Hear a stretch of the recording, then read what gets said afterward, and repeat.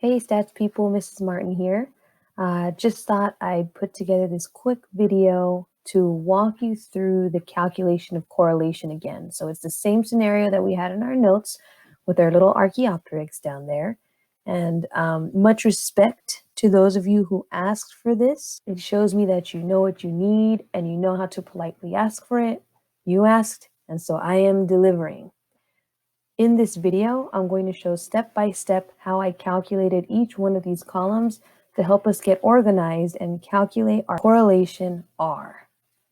We'll put R down here in this cell.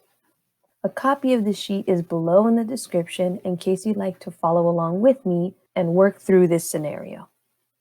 So let's get started. First off, in the bottom left corner, we've got a scatter plot of our data. Scatter plots are always good to have because you get an opportunity to see what the data looks like on a coordinate plane. Remember that having R alone doesn't give us all the information we need. It just shows us if there's a correlation between the two things. But a correlation can only exist if the data is in fact a linear correlation. In this scenario, where we are measuring the femur and the humerus of several Archaeopteryx fossils, we find that the data points do look to be linear, and pretty close to linear at that. In class, we talked about this, and a lot of you said numbers like 0.8, 0.88, 0.7. Regardless of your guess, we do know that this correlation R should be a number pretty close to 1. Knowing this will help us error check our final answer. Let's start calculating. Before we do, remember that there are a lot of calculators to help you do this, including calculators embedded into Google Sheets. For example, up here under functions, we find average. And I can take the average of these 4 cells, I click and hold and highlight them, and when I hit enter, it gives me the average for X, 58.2. There's even a calculator for standard deviation.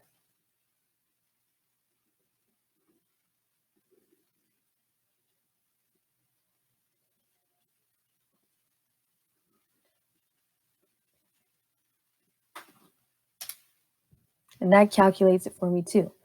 I'll leave those numbers down there, but for the purposes of this video, we're going to go through everything step by step so that you know where these calculations are coming from and so that you can practice that perseverance through some pretty lengthy equations. For mean of X, we get mean of X by adding up all the values of X and dividing it by the number of data points available. That means we add 38 plus 56 plus 59 plus 64 plus 74, and we divide that by 5. Using my calculator, I take the sum, I divide by 5, and I get 58.2, which checks out with our Google Sheets calculation of the average. Let's do the same thing with Y. 41 plus 63 plus 70 plus 72 plus 84 divided by 5. I got 66. Again, now that you know how to use average in a Google Sheet, you can always test your answers and make sure that they are correct. Everything checks out, so I'm going to go ahead and remove these two. Now let's move on to the next column, which sets us up to work with Z and also to find our standard deviation X. Apologies for all the notation here. Google Sheets doesn't permit certain equation formatting, so I just went with some abbreviations. Starting up here, I've got 38, which is my value of X. And actually, let's help keep us organized. I'm going to highlight this one blue just for the time being so I know which column I'm focused on. So again, that was 38 minus 58.2, which is equal to negative 20.2. You can continue on in this way. 56 minus 58.2 equals negative 2.2. 59 minus 58.2 equals 0.8. 64 minus 58.2 equals 5.8. And 74 minus 58.2, 15.8. Notice I've blocked out this cell in our table. I blocked it out because there's no reason for us to add up x minus the mean of x. There is no formula, standard deviation, z-score, none of that. We don't need the sum of this expression. Now that I've taken care of x, I'm going to go ahead and remove that formatting, and I'm going to highlight this column now because this is my focus. This column is going to help me produce this column E, where I've got x minus mean of x to the second power, or squared. To do that, I've got negative 20.2 squared.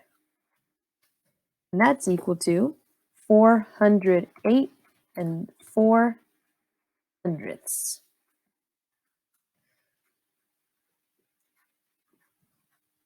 Continuing on in this way, I've got negative 2.2 squared is equal to 4 and 84 hundredths. 0.8 squared is equal to 64 hundredths.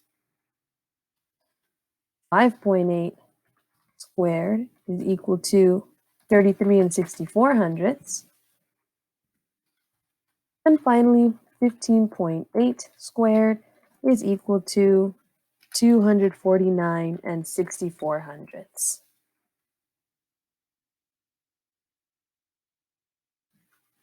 And that takes care of most of that column. But now at the bottom of this column, we're actually asking for standard deviation of x. Now remember, our Google Sheets calculator already gave us 13.198. So we should get a number close to this, assuming our rounding was mostly accurate. To get standard deviation, check your formula and your notes. We have to take the sum of these x minus the mean of x squared, and then divide that by n minus 1. Again, I don't have a whole lot of formatting here, so I'll use the square root abbreviation. And I've got the sum of all those values in this column, 696 and 8/10. And I'm going to divide that by 4. That comes from my n minus 1, 5 minus 1. Once that's complete, I type it into my calculator, and I get 13.198, which is awesome because that's what we had from our Google calculator down here. So well done. Now we're coming to the end here with our x values. I'm going to keep this x minus mean of x highlighted because that's part of my formula for z sub x. Z sub x is equal to x minus the mean of x divided by the standard deviation. So I'll highlight this bottom one too, again, to keep my eyes focused in this area. So that means I've got negative 20.2 divided by 13.198, and that's equal to 1 and 53 hundredths. Let's give ourselves a little extra room. The next one, I've got negative 2.2. And I want to divide that by 13 and 198 thousandths, 0.17. Next, I've got 0.8 or 8/10 divided by 13 and 198 thousandths. And for this, I get 6 hundredths. 5.8 divided by 13 and 198 thousandths. I get 0 and 44 hundredths. And finally, 15.8 divided by 13 and 198 thousandths. 1 and 197 thousandths. Now notice I put some parentheses on the numerators here. You don't have to do that in your calculator. I just did it for some visual purposes in this video, just so you can see they're separated numbers. Again, z sub x is equal to x minus the mean of x divided by the standard deviation, which we just calculated. And now we have all our z sub x's. Again, the bottom of this column is blacked out because nowhere in any of our formulas do we need to take the sum of the z sub x's. The only thing we need this z-score for is for this column j, where I'm going to multiply it by the z sub y's when I get them. Then when everything's all said and done, again, checking out your formulas for r, we've got the sum of z sub x times z sub y, all divided by n minus 1. And we'll take care of that at the end. Now that I've gone through calculating all the values for x, I'm going to go ahead and quickly go through the values of y, but I'm going to speed things up, and I'll let you do the thinking on this one. I highly recommend you pause the video if you haven't already and try doing these calculations on your own first. Then push play and check if they match up with mine. Here we go.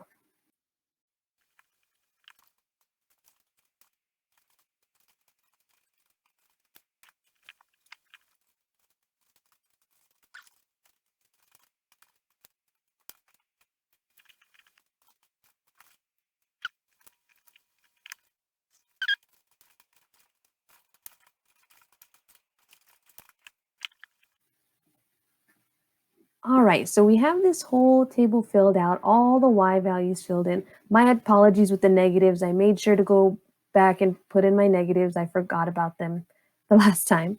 So they're there now. And I can go ahead and fill in this last column. This last column has its focus on z sub x, which is all of these numbers, and z sub y, all of these numbers. And I'm going to use this pair of columns to create column J, where I'm multiplying z sub x times z sub y. So that is negative 1 and 53 hundredths times negative 1 and 57 hundredths, which is equal to 2 and 4 tenths. Give ourselves a little extra room here. In this next column, we've got negative 0 and 17 hundredths times negative 0 and 19 hundredths. That is equal to 0 and 3 hundredths. Real small number there. This next column, we've got 0 and 6 hundredths times 0 and 25 hundredths, which equals 0 and 15 thousandths. 0 and 44 hundredths times 0 and 38 hundredths equals 0 and 17 hundredths. And finally, 1 and 197 thousandths times 1 and 13 hundredths is equal to 1 and 35 hundredths. Now, R isn't simply the sum of these. Check your notes. Check out those formulas. R is the sum of this column divided by n minus 1. So again, we are dividing by 1 less than the total number of Archaeopteryx fossils we have. So I'm going to take the sum of these and divide it by 4. So that is 2 and 4 tenths plus 3 hundredths plus 15 thousandths plus 17 hundredths plus 1 and 35 hundredths. And that is equal to 3 and 965 thousandths divided by 4. We get 99 hundredths. And now after all this work, all these little calculations, all these columns and minute details, we get one number, and that number is 0 and 99 hundredths, 0.99, which is pretty close to 1. So I'm going to rewrite this data over here. This box is good. R equals 0.99. And so what does this mean in the context of our Archaeopteryx? Well, it means that no matter the size of the femur, the ratio of femur to humerus clearly had some sort of relationship. There was a strong correlation between femur and humerus in the Archaeopteryx fossils that the archaeologists have. This would imply that we might not have multiple species of the Archaeopteryx like the scientists were suggesting. Having different species would have resulted in having a femur and humerus that had different ratios throughout the different specimens. But since there's such a strong correlation between them, we can safely say that all of those Archaeopteryx fossils were part of the same family, the same species. But who knows? With the discovery of more complete Archaeopteryx fossils, they may find more specimens with the femur to humor ratio that doesn't quite fit this regression line. We'll talk more about regression lines in the future. Until then, I hope this video helped lay out all the steps for you. When you're working on your own paper and for testing purposes, just so everyone knows, you don't have to put all of the calculation part within your table when you're showing your work. You can just give the answers because I know most of you are doing this kind of stuff in the calculator. I just wanted to show the work here because some of you mentioned that it would be helpful for your understanding. And so here it is. Thanks for tuning in. Until next time, everyone.